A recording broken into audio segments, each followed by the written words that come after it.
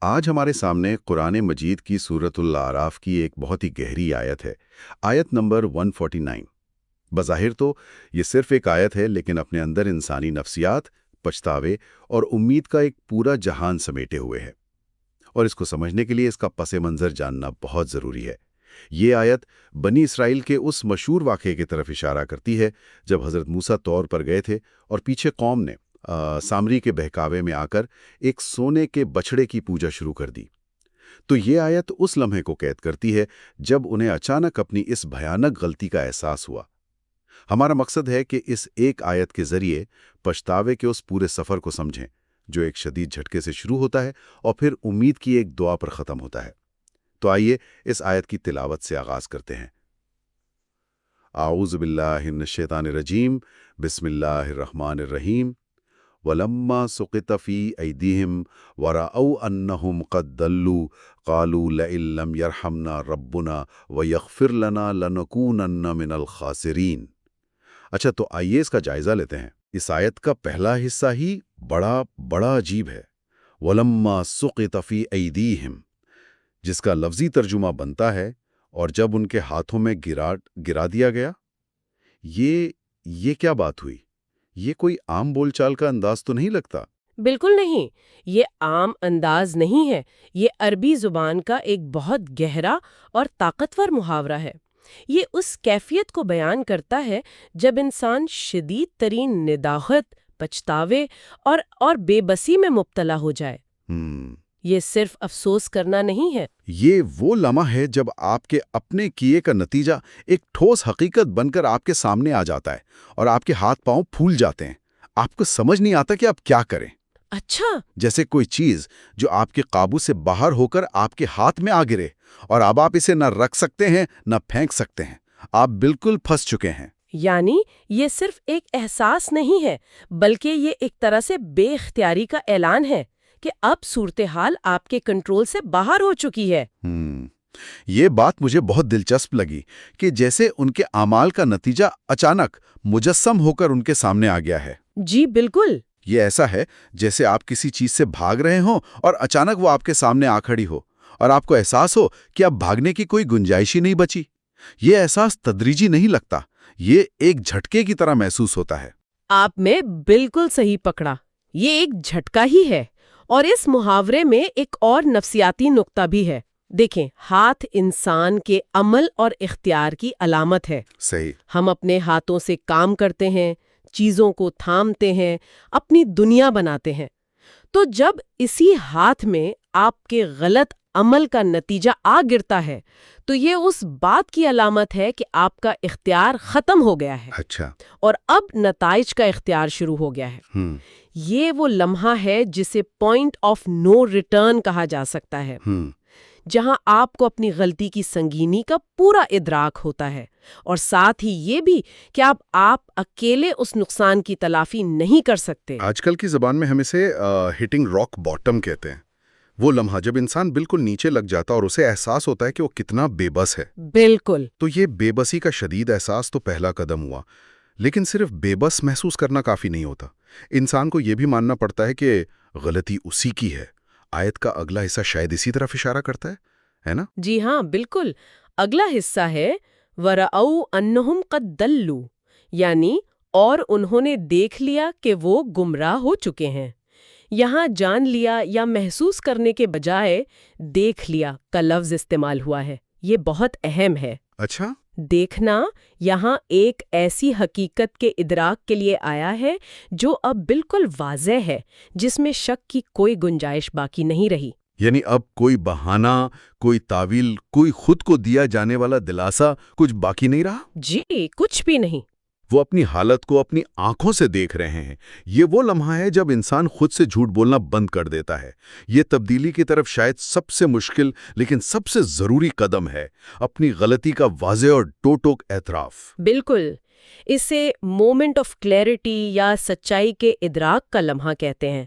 ایسے سمجھیں کہ آپ ایک گھنی دھند میں گاڑی چلا رہے ہوں اور خود کو یقین دلا رہے ہوں کہ سب ٹھیک ہے، میں صحیح راستے پر ہوں، اور پھر اچانک دھند چھٹ جائے اور آپ دیکھیں کہ آپ تو ایک خوفناک کھائی کے بالکل کنارے پر کھڑے ہیں۔ اللہ اکبر۔ اس لمحے میں کوئی ابہام نہیں ہوتا، سچائی اتنی واضح ہوتی ہے کہ اسے جھٹلانا ناممکن ہو جاتا ہے۔ صحیح۔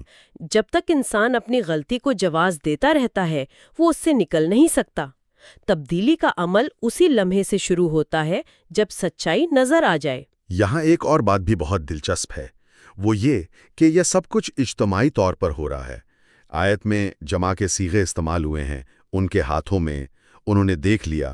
یہ کسی ایک فرد کا نہیں بلکہ پوری قوم کا احساس ہے۔ جی، اس سے میرے ذہن میں ایک سوال آتا ہے کہ جب انسان ایک گروہ کا حصہ ہو کر غلطی کرتا ہے تو کیا اس غلطی کا اعتراف کرنا زیادہ آسان ہوتا ہے یا زیادہ مشکل؟ یہ ایک بہت گہرا سوال ہے۔ اس کے دونوں پہلو ہیں۔ ایک طرف تو یہ مشکل ہو سکتا ہے کیونکہ گروہ میں ذمہ داری تقسیم ہو جاتی ہے، ہر کوئی سوچ سکتا ہے کہ صرف میں تو نہیں تھا، سبھی تو کر رہے تھے۔ اچھا، ڈیفیوژن آف رسپانسبلٹی۔ بالکل، لیکن دوسری طرف جب پورے گروہ پر سچائی ایک ساتھ واضح ہوتی ہے جیسا کہ اس آیت میں دکھایا گیا ہے تو اس میں ایک بہت بڑی طاقت بھی ہو سکتی ہے۔ وہ کیسے؟ ایک دوسرے کو اس حالت میں دیکھ کر شاید اعتراف کی ہمت بڑھ جاتی ہے۔ آپ کو پتہ چلتا ہے کہ اس احساس میں آپ اکیلے نہیں ہیں۔ یعنی ایک اجتماعی بیداری کی لہر دوڑ گئی، کسی ایک نے نہیں بلکہ سب نے مل کر کہا کہ ہم غلط تھے۔ جی بالکل۔ شاید اسی اجتماعی اعتراف نے انہیں اگلے قدم یعنی دعا کی طرف مائل کیا، کیونکہ آیت کا اگلا حصہ یہی ہے، قالو یعنی انہوں نے کہا، وہ سب مل کر پکار اٹھے۔ جی، اور ان کا یہ اجتماعی طور پر پکارنا اس بات کی علامت ہے کہ اب وہ اپنی انفرادی انا سے اوپر اٹھ کر ایک قوم کے طور پر اپنی غلطی کو تسلیم کر رہے ہیں، اور اب وہ مل کر اس کا حل تلاش کر رہے ہیں، اور وہ حل انہیں دعا میں نظر آتا ہے۔ تو آئیے ان کی دعا کو دیکھتے ہیں۔ وہ کہتے ہیں لَإِن لَمْ يَرْحَمْنَا رَبُّنَا وَيَغْفِرْ لَنَا، اگر ہمارے رب نے ہم پر رحم نہ کیا اور ہمیں معاف نہ کیا۔ اس دعا میں دو چیزیں مانگی گئی ہیں، رحم اور مغفرت۔ سچ کہوں تو میں اکثر ان دونوں الفاظ کو ایک ہی معنی میں استعمال کر لیتا ہوں۔ کیا قرآن ان میں کوئی خاص فرق کرتا ہے؟ یہ بہت اہم نقطہ ہے، اور اس دعا کی خوبصورتی اس کی ترتیب میں ہے۔ وہ پہلے رحم مانگتے ہیں اور پھر مغفرت۔ اچھا۔ رحم یا رحمت ایک بہت وسیع تصور ہے۔ اس کا تعلق مستقبل سے ہے۔ مستقبل سے؟ جی، رحمت کا مطلب ہے اللہ کی شفقت، اس کی مہربانی، اس کا حفاظتی سایہ۔ وہ دعا کر رہے ہیں کہ اے رب، ہمیں ہماری اس غلطی کے فوری اور مستقبل میں آنے والے تباہ کن نتائج سے بچا، ہمیں اپنی پناہ میں لے لے۔ اچھا، تو یہ ایک طرح سے حفاظتی ڈھال مانگنے جیسا ہے، جیسے کوئی زخمی شخص ہسپتال پہنچ کر پہلے ڈاکٹر سے کہے کہ مجھے سنبھالو، میری جان بچاؤ۔ بالکل۔ یہ رحمت ہے، اور اس کے بعد وہ کہے کہ اب میرے زخم کا علاج کرو۔ تو کیا مغفرت اس زخم کے علاج کی طرح ہے؟ آپ نے کیا خوبصورت مثال دی ہے، بالکل یہی بات ہے۔ مغفرت کا تعلق ماضی سے ہے، اس کا مطلب ہے اس گناہ کو ڈھانپ دینا، اس کے اثر کو مٹا دینا، اس کی صفائی کر دینا۔ زبردست۔ تو وہ پہلے اللہ کی وسیع رحمت کی پناہ مانگ رہے ہیں کہ یا اللہ پہلے ہمیں سنبھال لے، اور پھر اس پناہ میں آ کر اپنی کانکریٹ غلطی یعنی بچھڑے کی پوجا کی معافی مانگ رہے ہیں۔ یہ ترتیب ان کی صورتحال کی گہری سمجھ کو ظاہر کرتی ہے۔ وہ جانتے ہیں کہ ان کا گناہ اتنا بڑا ہے کہ اس کی معافی سے پہلے انہیں اللہ کی رحمت کی چھتری کی اشد ضرورت ہے۔ یہ تو واقعی بہت گہری نفسیات ہے، یعنی پہلے مستقبل کو محفوظ بنانا اور پھر ماضی کو صاف کرنا۔ اور وہ اپنی دعا کے آخر میں اس صورتحال کی سنگینی کو بھی پوری طرح بیان کر دیتے ہیں، اس میں کوئی شک نہیں چھوڑتے۔ وہ کہتے ہیں لن نکونن من الخاسرین، تو ہم ضرور بالضرور خسارہ پانے والوں میں سے ہو جائیں گے۔ یہ خسارہ یا نقصان، یہ لفظ بہت حتمی لگتا ہے۔ یہ کس قسم کا نقصان ہے؟ یہ کوئی دنیاوی مال و دولت کا نقصان تو نہیں لگتا؟ ہرگز نہیں۔ یہاں الخاسرین عربی میں اس شخص کو کہتے ہیں جو اپنا سب کچھ ہار چکا ہو۔ سب کچھ؟ جی، جس کا سرمایہ، وقت، محنت سب کچھ ضائع ہو گیا ہو اور اب وہ مکمل طور پر دیوالیہ ہو چکا ہو۔ یعنی روحانی دیوالیہ پن۔ بالکل، یہ اللہ کی رضا، زندگی کا مقصد اور آخرت کی نجات سب کچھ کھو دینے کا نام ہے۔ یہ اس بات کا مکمل اور حتمی اعتراف ہے کہ اللہ کی رحمت اور مغفرت کے بغیر ان کا وجود، ان کی تاریخ، ان کی پہچان سب کچھ بے معنی اور تباہ شدہ ہے۔ تو اگر ہم ان تمام ٹکڑوں پر جوڑیں تو یہ آیت تو توبہ اور واپسی کا ایک مکمل نفسیاتی نقشہ پیش کرتی ہے۔ جی۔ پہلا قدم شدید ندامت اور بے بسی کا جھٹکا، دوسرا قدم سچائی کا دو ٹوک واضح اعتراف بغیر کسی بہانے کے، تیسرا قدم اجتماعی طور پر صحیح ترتیب کے ساتھ رحم اور مغفرت کی عاجزانہ التجا، اور چوتھا قدم اپنی غلطی کے حتمی نتیجے یعنی مکمل تباہی کا گہرا ادراک۔ یہ تو ایک مکمل بلو پرنٹ ہے۔ بالکل، اور یہ بلو پرنٹ صرف بنی اسرائیل کی کہانی تک محدود نہیں، یہ ہر اس انسان، ہر اس گروہ، ہر اس معاشرے کے لیے ہے جو کبھی اپنی زندگی میں کوئی بہت بڑی غلطی کر بیٹھے۔ یہ آیت ہمیں سکھاتی ہے کہ واپسی کا راستہ تکبر، بہانوں یا خود کو صحیح ثابت کرنے کی کوششوں سے نہیں نکلتا، بلکہ یہ راستہ انتہائی عاجزی، بے بسی کے عالم میں کیے گئے اعتراف اور ایک بالاتر طاقت سے رحم کی التجا سے کھلتا ہے۔ یہ بات آج کے دور میں بھی اتنی ہی سچی ہے، چاہے وہ کوئی شخص ہو جو کسی نشے سے چھٹکارا پانے کی کوشش کر رہا ہو، یا کوئی کمپنی ہو جو کسی بڑے سکینڈل کے بعد اپنی ساکھ بحال کرنا چاہتی ہو، جی، یا کوئی معاشرہ جو اپنی تاریخی غلطیوں کا سامنا کر رہا ہو۔ بالکل، یہ مراحل تقریباً وہی رہتے ہیں۔ پہلے وہ لمحہ آتا ہے جب آپ کو احساس ہوتا ہے کہ مسئلہ آپ کے کنٹرول سے باہر ہو چکا ہے، پھر سچائی کا سامنا کرنا پڑتا ہے، اور پھر مدد کے لیے پکارنا پڑتا ہے، اس اعتراف کے ساتھ کہ اگر مدد نہ ملی تو سب ختم ہو جائے گا۔ جی ہاں، اس آیت کی ایک اور خوبصورتی یہ ہے کہ اس میں ایک امید بھی چھپی ہوئی ہے۔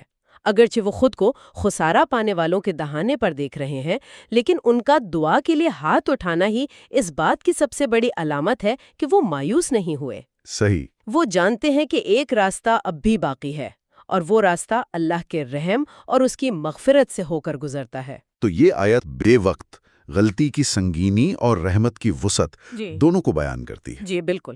تو اس ساری گفتگو کا خلاصہ یہ ہے کہ یہ ایک آیت ہمیں اپنی سنگین ترین غلطیوں کا سامنا کرنے اور ان سے نمٹنے کا ایک طاقتور اور آفاقی ماڈل دیتی ہے۔ یہ ہمیں بتاتی ہے کہ جب انسان اپنی غلطی کی گہرائی کو سمجھتا ہے تو اس کا رد عمل کیسا ہونا چاہیے۔